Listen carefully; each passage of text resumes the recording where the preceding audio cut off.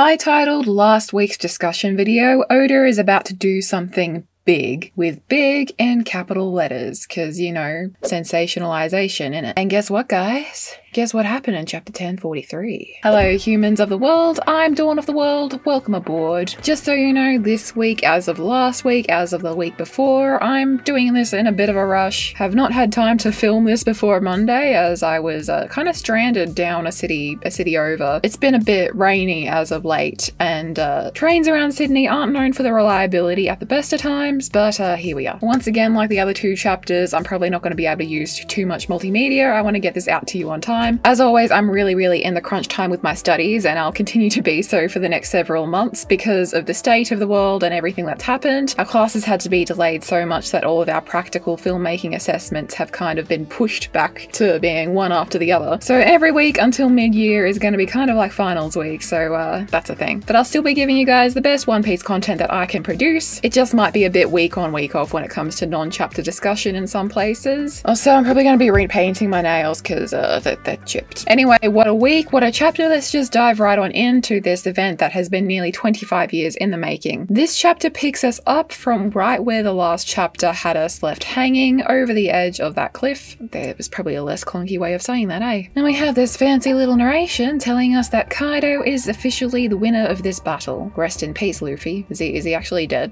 Kaido was saying he's dead, but I don't think he died. But anyway, Kaido has won. Simultaneously, we have Dripper Scarfino, whose agency, or lack thereof, we discussed in the last chapter, and he is kind of standing by with a unreadable expression. No, that's incorrect, sorry. His expression is fairly readable. While we can't see his eyes, purposely done so that we don't get too much information, his mouth is downturned in such a way that, alongside what we talked about regarding his and the other Cypher Pole's lack of agency last chapter, he doesn't seem too happy with what he has just done, those being actions that were under the command of the Gorosei. And is our boy Scarfino looking really somber here because he knows he's pissed off Kaido and that he's got a big ol' blub sandwich coming for him? Or is it because what he has just done goes against his own moral code, against his own sense of justice, and he's feeling really inwardly conflicted and yucky about it, and he's unable to follow his ideal moral code or sense of justice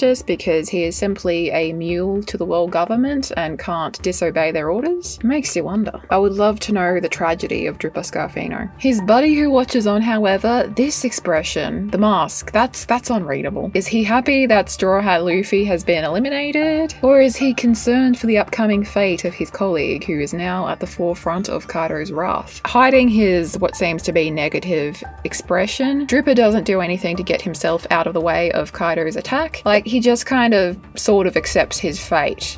I doubt this has killed him, but he accepts it. And is this because he knows that he's crossed Kaido and there's no point in running away because Kaido is gonna go after him and smash him anyway, so he might as well take it head on? Or is he accepting this as some kind of penance for his actions, for not acting on that own sense of justice he has, whatever that might be? Keep in mind that this guy's already been stabbed in the chest by Drake recently, so he's not exactly the picture of health at the moment. I'm doing an awful job. I'm gonna put this away for now. What's also interesting though is that even after Kaido strikes down Dripper, Oda has gone to the trouble of dedicating a few panels to this other CP0 agent, the one with the kind of sunflower mask who was missing for a few chapters. I don't know if this can really count as a reaction since his face is hidden by a mask and all, but Oda's shading the mask's expression and the agent's action of like pulling down the rim of his hat gives us a fairly morose, somewhat regrettable atmosphere. Having it so callously and casually pointed out in the last chapter that the Cypher Pole agents don't get to act on their own free will has really kind of changed how I view these characters. I've suddenly started seeing them as just more victims of the world government's terror, and I'm kind of rooting for them now, not in a I hope you catch Nico Robin kind of way, but in a I hope that one day you can be freed type of way. Because as we all know, freedom is probably the biggest thematic concept concept in the series. Anyway, Kaido. Dude was probably out there thinking that, you know, while he won, it feels like a loss in a sense, and he's technically won the fight. And this fight has been his most enjoyable in years, which makes the loss of properly ending that fight all the greater. Like his victory over Oden, his victory over Luffy doesn't feel true due to the CP0's intervention. That being said, Luffy was on his last attack anyway, and I'm inclined to think that Kaido may still have won this one without the distraction from Dripper. But the fact of the matter is that Kaido has defeated Luffy, and when and how he did so was through this distraction. Therefore, the victory has been tainted for him. It is a bitter victory that has been served. But he is pretty quick to move on in the moment. Once he flattens Dripper, he's out here moving on to the next part of the plan, I guess. He's probably still super bummed that the battle ended how it ended, but that's not a priority right now. That's done, that's dusted, that gets put on the back burner. He'll probably go to drinking and being sad about it later on, but for now, priorities. Evil priorities. I really love the depth that Oda gives to all of his characters, even and especially the antagonists, such as our boy Kaido here. I felt legitimately bad for him the other chapter when his battle against Luffy was tainted in such a way. I mean, don't get me wrong, yes, I felt bad for Luffy too. That's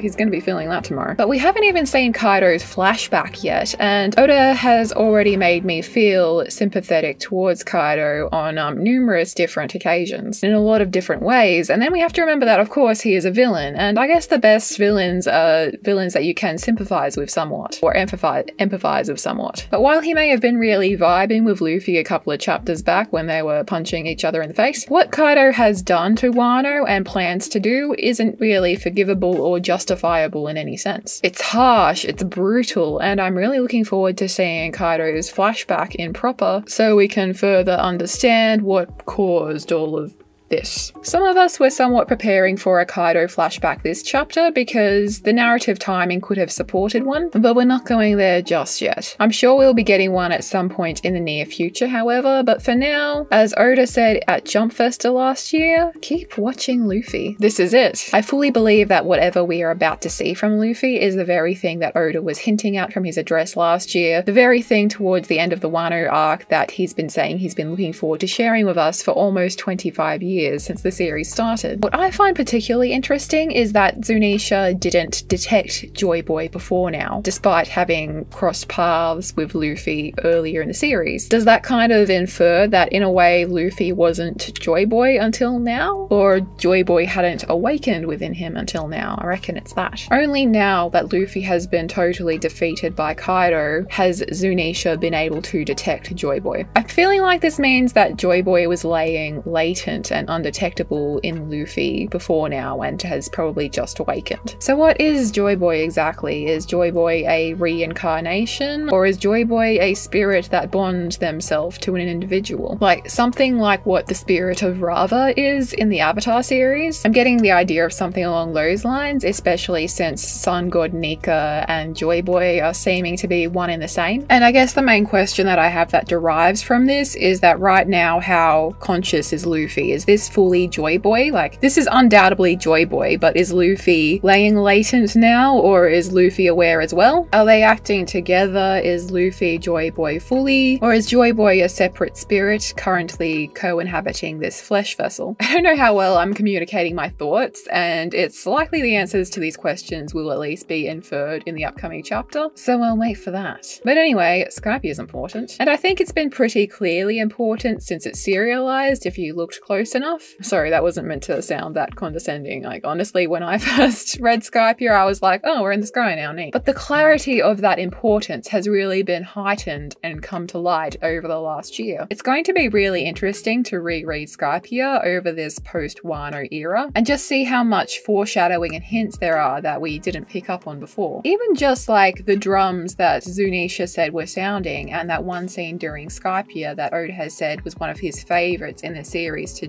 draw. That scene where everybody has united and is celebrating around the bonfire at the end of Skypiea. I don't remember specifically, but during the anime of that scene, were there drums playing then as well? And if so, was that drum soundtrack unique to that scene? Has it like not been played at any other point in the series? Because if that's the case, it would be pretty incredible if that same drum soundtrack was played for the second time ever in the over 1,000 episodes of the series during this scene, when Zunisha mentions hearing the drums again for the first time in 800 years, when we finally get to that in the anime. Also, little side note, Usopp is the one playing the drum in that scene, so I'm kind of liking the idea of him being like Luffy / Joy Boy's hype man. Furthermore, what is going on with Luffy right now? And I don't mean just metaphysically, I mean plain old physically as well. His hair is looking a bit oily here. I mean, I know you only bathe once a week, Luffy, but this is a bit excessive. Is it a Gear 5? Is it an awakening? Is it a true fruit revelation? Or is it some Joy Boy magic? I can tell you what it is